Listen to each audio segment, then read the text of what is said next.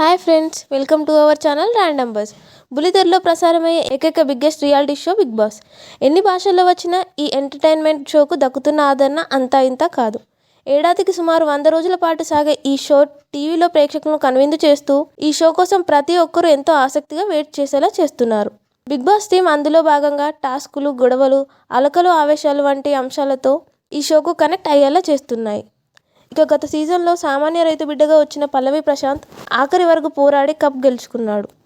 ఇక ఇప్పుడు మరో సీజన్తో ఆడియన్స్ని సర్ప్రైజ్ చేస్తూ తాజాగా ఒక టీజర్ విడుదల చేసింది.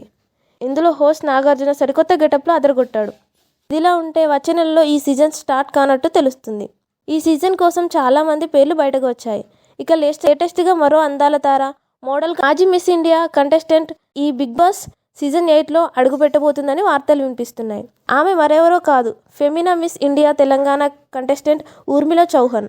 హైదరాబాద్ నగరంలో పుట్టి పెరిగిన ఊర్మిళ గతంలో జరిగిన మిస్ ఇండియా పోటీల్లో పాల్గొంది. హైదరాబాద్ శ్రీ హిందూ ఇంజనీరింగ్ కాలేజ్లో బీటెక్ పూర్తి చేసిన ఊర్మిళ చౌహాన్ ప్రస్తుతం మోడల్గా రాణిస్తుంది. దీంతో ఈ అమ్మడు బిగ్ బాస్ హౌస్లో ఉంటే టీఆర్పీ రేటింగ్ పెరిగే అవకాశాలు ఎక్కువ ఉంటాయనే ఉద్దేశంతో ఈమెను బిగ్ బాస్ హౌస్లోకి తీసుకురావాలని ప్లాన్ చేస్తున్నారంట మేకర్స్.